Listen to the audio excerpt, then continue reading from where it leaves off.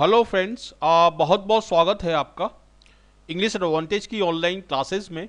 Friends, इस video में मैं आपको मॉक टेस्ट सॉल्व करके बताऊंगा इंग्लिश सेक्शन का एसएससी एमटीएस एग्ज़ाम 2017 के लिए। But at the same time ये सभी एग्ज़ाम्स के लिए बहुत ही इंपॉर्टेंट रहेगा, एसएससी के सभी एग्ज़ाम्स के लिए, एसएससी सीजीएल के टीयर 1 एंड टीयर 2 के लिए, एसएससी सीएचएसएल के लिए और एसएससी सीपीओ एग्ज़ाम के लिए भी ये वीडियो बहुत ही इंपॉर्टेंट रहेगा, क्योंकि एसएससी का सिलेबस जो है इंग्लिश सेक्शन का ऑलमोस्ट सेम ही रहता है सभी एग्ज़ाम्स के लिए। एक ही तरह के क्वेश्चन आते हैं उसमें। तो ये वीडियो हिंदी में रहेगा और इसका इंग्लिश वर्जन भी आप इसी चैनल पर देख पाएंगे, जिसका नाम है इंग्लिश एडवांटेज यूट्यूब चैनल। तो चलिए शुरुआत करते हैं। देखिए, ये क्वेश्चंस हैं, रियल क्वेश्चंस हैं और इसी तरीके के क्वेश्चंस आपके एग्जाम में आएंगे। इस पूरे वीडियो ट्यूटोरियल में टोटल 26 क्वेश्चंस हैं और एक क्वेश्चन टेस्ट क्वेश्चन है जो कि स्टूडेंट के लिए मैंने रखा है। तो इस वीडियो ट्यूटोरियल को पूरे को एंड तक आप ध्यान से देखें और पूरा ध्यान से सुने, तभी आप इसको अच्छे तरीके से सॉल्व कर पाएंगे। तो एक कॉपी और एक पेन ले लें आप, इसको पूरा देखने से पहले, और सारे क्वेश्चंस अपने आप सॉल्व करें। उसके थोड़ी देर बाद मैं आपको इसका आंसर बता दूंगा और आपका आंसर यदि मेरे आंसर से मैच करता है तो आप 1 नंबर दें और अदरवाइज 0.25 की माइनस मार्किंग करके अपना पूरा स्कोर बनाएं, क्योंकि ये रियल टेस्ट है और इसी तरीके के क्वेश्चंस आपके सभी एसएससी एग्जाम्स में आएंगे। ठीक है, तो आपका जो स्कोर है वो मुझे कमेंट बॉक्स में लिखना ना भूलें, और जो क्वेश्चन नंबर 26 है उसका भी आप आंसर आपको भेजना है कमेंट बॉक्स में लिख के। तो यहाँ पर ये डायरेक्शंस दिए हुए हैं, इसी तरीके से आपके जो रियल एग्जाम होगा उसमें लिखा होगा, डायरेक्शन दिए होंगे। और क्वेश्चन नंबर 1 एंड 2, तो in the following questions choose the word which best expresses the meaning of the given word. मतलब इस वर्ड का सिनोनिम आपको बताना है, इस वर्ड का सिमिलर वर्ड आपको बताना है और वो आपका आंसर होगा। ठीक है, तो जिसको हम इंग्लिश में सिनोनिम्स और एंटोनिम्स बोलते हैं।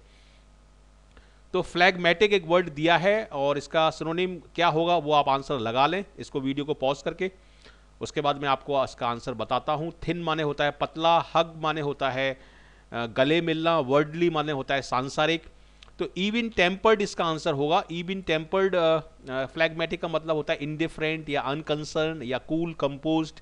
एक व्यक्ति जो अनकंसर्न है, किसी की तरफ नहीं बोल रहा है वो, और उसको हम बोलते हैं फ्लैगमेटिक। ठीक है, तो इसका जो आंसर होगा वो होगा आपका D, even tempered. Question number दूसरा देखते हैं। Premonition, premonition warning, sadness, strength and advice. तो प्रीमोनिशन का सिनोनिम क्या होगा आप लगा लें इसका आंसर, और उसके बाद मैं आपको इसका आंसर बताऊंगा। प्रीमोनिशन का वार्निंग होगा चेतावनी। जैसे कोई चीज़ जब हमको कभी कभी लगता है कि कुछ बुरा होने वाला है, कुछ बुरा घटित होने वाला है, ठीक है, उसी को हम प्रीमोनिशन बोलते हैं। यानी इसका जो आंसर होगा वो होगा ए, यानी वार्निंग। तो ए इसमें आपका आंसर होगा। ठीक है, ये क्वेश्चन नंबर 3, 4 एंड 5, ये 3 क्वेश्चन जो हैं ये अपोजिट वर्ड इसमें आपसे पूछा है। रेक्लूज, तो रेक्लूज का मतलब होता है अकेला रहने वाला व्यक्ति, एकांत में रहने वाला व्यक्ति, और ग्रीगेरियस का मतलब होता है ग्रुप में रहने वाला व्यक्ति। तो रेक्लूज का जो अपोजिट होगा वो होगा ग्रीगेरियस। ये भी एक बहुत अच्छा क्वेश्चन है, बहुत अच्छे वर्ड है ये रेक्लूज और ग्रीगेरियस, इंपॉर्टेंट वर्ड्स हैं। क्वेश्चन नंबर 4 देखते हैं। ऑप्रोब्रियम, ऑप्रोब्रियम का क्या मतलब है? ऑप्रोब्रियम का मतलब है क्रिटिसाइज करना, किसी की आलोचना करना, उसको हम बोलते हैं ऑप्रोब्रियम। ये एक नाउन है। और प्रेज का मतलब होता है तारीफ या एडमिरेशन। तो सी इसमें यहां पर आपका आंसर होगा। क्वेश्चन नंबर 5, इनहिबिट, जैसे इंग्लिश में होता है इनहिबिशन। इनहिबिशन का मतलब होता है संकोच करना, किसी चीज को रोके रखना, उस चीज को प्रमोट नहीं करना। तो इनहिबिट और प्रमोट ये अपोजिट वर्ड है। तो इनहिबिट का जो आंसर होगा वो होगा आपका डी। पैम्पर मतलब लाड़ प्यार करना। ब्रीड एक नस्ल को बोलते हैं। एक्सेप्ट मतलब स्वीकार करना। तो इनहिबिट का डायरेक्ट अपोजिट होगा इसमें प्रमोट। अब यहां पर ये दूसरे तरीके के क्वेश्चन स्टार्ट हो गए आपके। ये इडियम्स और फ्रेजेस से रिलेटेड क्वेश्चंस हैं। जैसे एक क्वेश्चन नंबर 6 में फॉर गुड दिया हुआ है। फॉर गुड का क्या मतलब है? ये एक मुहावरा है, एक इडियमेटिक एक्सप्रेशन है। तो फॉर गुड का मतलब होता है हमेशा के लिए, परमानेंटली। जैसे यदि मैं बोलूं कि he has left the country for good, उसने हमेशा के लिए देश छोड़ दिया है। तो फॉर गुड का मतलब होता है परमानेंटली। कुछ स्टूडेंट इसमें कंफ्यूज हो सकते हैं, फॉर ए गुड कॉज इसमें लगा सकते हैं, लेकिन इसका आंसर होगा permanently. A fair crack of the whip, a fair crack of the whip का मतलब होता है बराबर अपॉर्चुनिटी देना, एक फेयर चांस देना सभी व्यक्ति को। तो इसका जो आंसर होगा वो होगा A, to get a fair chance. Question number 8 देखते हैं, कॉट अप विथ। इसके कई मीनिंग होते हैं। कॉट अप विथ के किसी चीज में इन्वॉल्व होना भी होता है इसका मतलब, और कॉट अप विथ का मतलब अरेस्ट होना भी होता है। तो अरेस्ट इसका आंसर होगा। और यहां पर मैंने एक एग्जाम्पल सेंटेंस भी दिया है, they had been selling stolen cars for years before the police caught up with them. मतलब पुलिस के हत्थे चढ़ने से पहले, पुलिस के गिरफ्तार करने से पहले वे काफ़ी सालों से कारों की चोरी कर रहे थे। ये इसका मतलब है। ये एक पैसेज स्टार्ट हो गया आपका, एक ब्रीफ पैसेज यहाँ पर दिया हुआ है और इसमें आपको फिल करना है। तो इसको मैं पढ़ के आपको इसका आंसर बताता हूँ। पहले आप इसको आप सॉल्व करें और उसके बाद मेरे आंसर से आप मैच करें। One's body can be kept healthy by adopting breathing programs that use the respiratory system to its maximum potential. Letting in मतलब हमारी जो बॉडी है उसको हेल्दी रखा जा सकता है ब्रीदिंग प्रोग्राम्स को अडॉप्ट करके, ब्रीदिंग प्रोग्राम को अपना के, जिसमें हम रेस्पिरेटरी सिस्टम का ज़्यादा से ज़्यादा यूज़ करते हैं। लेटिंग इन oxygen, letting in as much oxygen, तो यहाँ पर 9th में आपका आएगा एज मच, क्योंकि ब्रीदिंग पैटर्न में हम ऑक्सीजन ज़्यादा से ज़्यादा अंदर लेते हैं और जो वेस्ट कार्बन डाइऑक्साइड और ऑक्साइड है उसको निकालते हैं, जैसे प्राणायाम या योगा वगैरह होते हैं। ठीक है, तो 9 में आएगा आपका एज मच और 10 में आएगा आपका letting in as much oxygen into the body. ठीक है, चूंकि यहाँ पे मूवमेंट हो रहा है तो इसलिए यहाँ पर इनटू वर्ड आएगा। तो इसका 10 का जो आंसर होगा वो होगा बी, यानी into the body as possible, as much as possible, while removing as much waste आएगा यहाँ पर, waste carbon dioxide as possible. The most effective is the total breath control.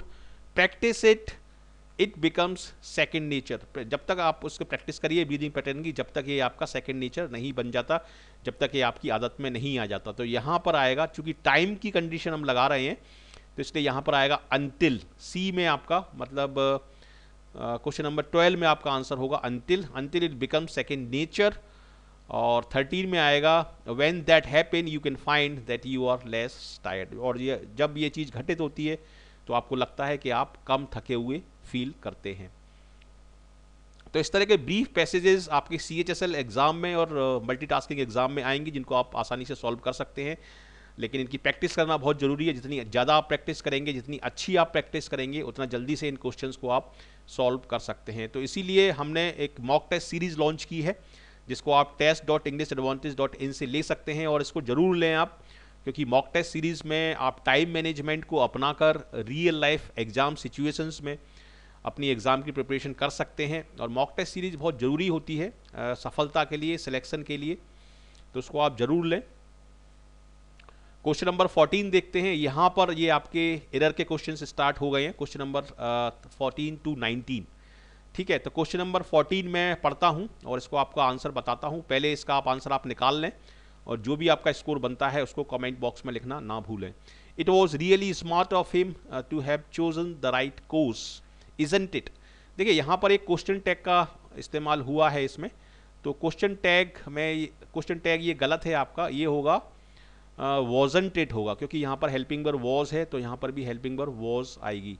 तो इसमें आपका जो आंसर होगा क्वेश्चन नंबर 14 में वो होगा C. He told that his brother was singer. ठीक है, तो यहाँ पर आपको बोलना पड़ेगा वॉज आ सिंगर। ठीक है, my father is a doctor, my father is an accountant. तो इन ऑक्यूपेशन से पहले हम ए का प्रयोग करते हैं। तो यहाँ पर भी आपका क्वेश्चन नंबर 15 में भी आपका आंसर सी होगा। क्वेश्चन नंबर 16 देखते हैं। In many respects India is different than western countries. Different के बाद हम फ्रॉम का प्रयोग करेंगे, देन का प्रयोग नहीं। तो इसमें भी आपका आंसर सी होगा क्वेश्चन नंबर 16 में। अब आगे देखते हैं 17, 18, 19। Any of the two boys can go to the market. Two boys के लिए हम एनी के स्थान पर ईदर का प्रयोग करेंगे। एनी का प्रयोग हम दो से ज़्यादा के लिए करते हैं। तो either of the two boys can go to the market, तो ए इसमें आपका आंसर होगा। He likes the sceneries of the hills, तो सीनरी और पोइट्री, ये दो वर्ड मैं आपको बता रहा हूँ, सीनरी और पोइट्री, इनको हम प्लूरल में नहीं लिखते, इनको हम सिंगुलर में लिखते हैं, तो सीनरी वर्ड गलत है और बी इसमें आपका आंसर होगा। Despite be super intelligent he is unable to get success, super intelligent होने के बावजूद उसको सफलता नहीं मिल पा रही है। तो डिस्पाइट का मतलब होता है इन स्पाइट ऑफ, और इन स्पाइट ऑफ का मतलब होता है इसके बावजूद। ठीक है, तो डिस्पाइट एक प्रपोजिशनल फ्रेज है और इसके बाद आईएनजी फॉर्म का हम प्रयोग करते हैं, तो यहाँ पर बी के स्थान पर इसमें आपको बोलना पड़ेगा बीइंग, बीइंग। ठीक है, आईएनजी फॉर्म होगी तो इसमें आपका आंसर जो होगा वो होगा ए। और ये है fill in the blanks, question number 20th, 21st and 22nd। The prisoner showed no for his crimes, मतलब प्रिजनर ने कुछ भी नहीं दिखाया, अपने क्राइम्स के लिए कुछ भी नहीं दिखाया। तो यहाँ पर हम शायद बोलने की कोशिश कर रहे हैं कि प्रिजनर ने अपने क्राइम्स के लिए कोई भी पश्चाताप नहीं दिखाया, मतलब उसको कोई भी पश्चाताप नहीं था अपने क्राइम्स के लिए। तो पश्चाताप को हम या तो रिपेंट बोलते हैं या रिमोर्स बोलते हैं, तो रिमोर्स वर्ड यहाँ पर आएगा। हेट्रेड, एंगर और ऑब्स्टिनेसी मतलब जिद होता है, तो यहाँ पर आपका आंसर होगा क्वेश्चन नंबर 20th का आपका आंसर होगा A. We haven't yet fully realised the consequences of the war, ये तो एक कॉमन सेंस क्वेश्चन है। जो वॉर के जो कॉन्सिक्वेंसेस होंगे, युद्ध के जो परिणाम होंगे, वो कभी भी हैप्पी या प्लीजिंग नहीं होंगे, वो हमेशा सैड होंगे या ग्रिम होंगे, तो ए इसमें आपका आंसर होगा। Happiness consist in being what we have, मतलब हैप्पीनेस इस चीज में निहित है कि हमारे पास जो चीज़ है हम उसमें खुश रहें। ठीक है, तो यहाँ पर आएगा आपका कंटेंटेड, कंटेंटेड का मतलब होता है संतुष्ट, लेकिन कंटेंटेड के बाद कौन सा प्रपोजिशन लगेगा ये आपको देखना पड़ेगा, तो यहाँ पर आपका आंसर होगा बी, क्योंकि कंटेंटेड के बाद लगता है B, I am content with what I have. Okay, तो बी इसमें आपका आंसर होगा क्वेश्चन नंबर 22nd में। 23rd, 24 एंड 25th देखते हैं, ये सेंटेंस इंप्रूवमेंट के क्वेश्चंस हैं। He is resembling his father, resemble का मतलब होता है समान होना, एक जैसा दिखना। ठीक है, तो रिजेंबल को हम हमेशा प्रेजेंट सिंपल टेंस में यूज करते हैं। ही रिजेंबल्स हिज फादर, और रिजेंबल के बाद कुछ भी प्रपोजिशन वगैरह नहीं आता है, लाइक और इस तरह के वर्ड हम नहीं लगाते हैं रिजेंबल के बाद, तो यहाँ पर आपका आंसर होगा A, he resembles his father. My neighbour is having 2 cars, ठीक है, हैविंग को हम जब हम होने के सेंस में यूज करते हैं, कोई चीज़ के पोजेशन के सेंस में यूज करते हैं, तो इसकी आईएनजी फॉर्म का हम प्रयोग नहीं करते। आईएनजी फॉर्म का प्रयोग हम तब करते हैं जब हम किसी चीज़ को एक्सपीरियंस करते हैं, लेकिन यहाँ हम पोजेशन के सेंस में यूज कर रहे हैं, कोई चीज़ होने के सेंस में यूज कर रहे हैं, तो इसलिए हैविंग यहाँ पर गलत होगा और उसके स्थान पर आएगा हैज़, क्योंकि सिंगुलर है माई नेबर, तो इसलिए हैज़ आएगा यहाँ पर। His flute recitation was highly appreciated, flute recital यहाँ पर हम बोलेंगे, रिसाइटेशन पोयम वगैरह के लिए यूज़ होता है, जो गायकी में यूज़ होता है, म्यूजिकल इंस्ट्रूमेंट को लिए हम बोलते हैं रिसाइटल। ठीक है, और यह है क्वेश्चन नंबर 26, इसका आपको आंसर लिख के भेजना है कमेंट बॉक्स में, और इसका जो भी सही आंसर है आप जरूर लिख के भेजें, मैं डेफिनेटली अप्रिशिएट करूँगा। यह है मॉक टेस्ट सीरीज़ के बारे में एक डिटेल में आपको बता रहा हूँ यहाँ पर। देखिए, कुछ स्टूडेंट क्या करते हैं, केवल किताबों से पढ़ते रहते हैं, ग्रामर की बुक्स करते रहते हैं, लेकिन उससे उनका सिलेक्शन नहीं होता है, उनसे उनको फ़ायदा नहीं होता है। मेन होता है कि ऑनलाइन मॉक टेस्ट सीरीज़ करना, क्योंकि जो मॉक टेस्ट सीरीज होती है वो एग्ज़ाम के हिसाब से बनाई जाती है, उसमें रियल क्वेश्चंस डाले जाते हैं। जैसे ये जो मॉक टेस्ट सीरीज है, इसमें हमने रियल क्वेश्चंस एग्ज़ाम के, सभी एग्ज़ाम्स के डाले हैं। तो इनको आप जब करेंगे टाइम मैनेजमेंट के हिसाब से एग्ज़ाम लाइक कंडीशंस में, तब आपको आइडिया होगा कि किस तरीके से आपको एग्ज़ाम देना है। तो मॉक टेस्ट सीरीज के थ्रू आप रियल एग्जाम देने से पहले ही एग्जाम देने की कई बार प्रैक्टिस कर चुके होते हैं। तो इसलिए आपने सुना होगा कि जितने भी टॉपर्स होते हैं एग्जाम्स में, रैंकर्स होते हैं, वो हमेशा मॉक टेस्ट सीरीज से तैयारी करते हैं, चाहे वो आईएएस के स्टूडेंट हो, चाहे किसी भी एग्जाम के स्टूडेंट्स हो। ऑनलाइन मॉक टेस्ट सीरीज या ऑफलाइन मॉक टेस्ट सीरीज से वो तैयारी करते हैं, क्योंकि उसमें रियल क्वेश्चंस इंक्लूड किए जाते हैं। तो इसलिए मैं आपको सजेस्ट करूंगा कि इस मॉक टेस्ट सीरीज का आप फ़ायदा उठाएं, इसको आप जरूर लें। इसका प्राइस बहुत कम है, 399 इसका इंडिविजुअल पैक का प्राइस है। इसमें करीब 100 के आसपास आपको टेस्ट मिलेंगे, फुल लेंथ और सेक्शनल और टॉपिक वाइज सारे सब्जेक्ट इसमें आपके कवर हो जाएंगे। और इसको आप करते हैं तो डेफिनेटली बहुत कॉन्फिडेंस आएगा आपको, और डेफिनेटली आपको जो एसएससी के सभी एग्ज़ाम्स में आपको एसएससी या आईबीपीएस क्लर्क या जो भी एग्ज़ाम्स हैं उनमें डेफिनेटली आपको सफलता मिलेगी। और ये मेरा हेल्पलाइन नंबर भी इसमें लिखा है, इसको भी आप कॉल कर सकते हैं मुझे कोई प्रॉब्लम हो तो। इस साइट पर आपको जाना है test.englishadvantage.in और यहाँ से साइन अप करें, रजिस्टर करें, और जो आपका ईमेल आईडी और पासवर्ड आपने डाला है उसी ईमेल आईडी और पासवर्ड से वो टेस्ट सीरीज एक्टिवेट हो जाएगी। आपको ऑनलाइन पेमेंट करना है 399 रुपीज़ का, और उसके बाद आप इसको 1 साल तक आप इसको यूज़ कर सकते हैं, और इससे डेफिनेटली बहुत कॉन्फिडेंस आएगा और डेफिनेटली आपको सफलता मिलेगी। और यदि आप एक से ज़्यादा एग्ज़ाम्स की तैयारी कर रहे हैं, बैंकिंग, एसएससी और दूसरे सभी एग्ज़ाम्स की तैयारी कर रहे हैं, तो मैं आपको सजेस्ट करूंगा ये कॉम्बो पैक लेने के लिए। इसमें 200 से ज़्यादा टेस्ट हैं सेक्शनल और फुल लेंथ मिला के, और ये बहुत ही कॉम्प्रिहेंसिव है। तो इसको यदि आप करते हैं तो काफ़ी संभावना हो जाएगी आपकी सिलेक्शन की, और डेफिनेटली सफलता आपको मिलेगी। तो इसको भी test.englishadvantage.in से आप ले सकते हैं, और मैं आपको रिकमेंड करूंगा कि ज़रूर लें और ज़रूर इसका फ़ायदा उठाएं। ये आपका रिपोर्ट कार्ड है। यदि इस मॉक टेस्ट में आपके 18 से 25 के बीच में नंबर आए हैं तो आउटस्टैंडिंग आपकी परफॉर्मेंस मानी जाएगी, और you will have the high chances of getting success in SSC exam.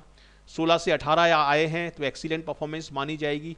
15 से 18 very good performance, good but practice, मतलब आपको प्रैक्टिस करने की ज़रूरत है। और 10 to 15 में बिलो एवरेज आपकी परफॉर्मेंस मानी जाएगी। और यदि 10 से कम इस टेस्ट में आपके नंबर आए हैं तो बहुत ही पुअर परफॉर्मेंस है आपकी, और आपको प्रैक्टिस करने की ज़रूरत है। तो कैसा लगा आपको ये मॉक टेस्ट? यदि अच्छा लगा, यूजफुल लगा आपको, तो ज़रूर इसको लाइक करें, शेयर करें अपने ज़्यादा से ज़्यादा फ्रेंड्स के साथ, और कमेंट करके मुझे बताएं कि कैसा लगा।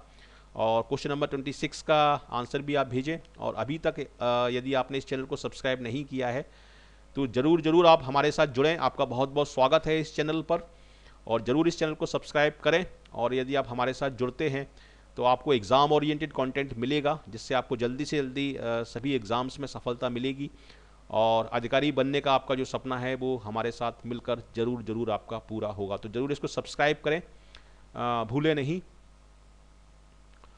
ये है मेरा नंबर 9893719933। इस पर मुझे कॉल करके कभी भी आप क्वेरी कोई भी पूछ सकते हैं, आप गाइडेंस ले सकते हैं। और ये है इंग्लिश एडवांटेज ग्रुप, ये फेसबुक पर है। इस ग्रुप को आप ज्वाइन करें, क्योंकि इसमें मैं सारे नोटिफिकेशंस और सारे वीडियो अपडेट डालता हूँ। So thank you very much for watching this video, and I wish you all the best for your bright future. Thank you.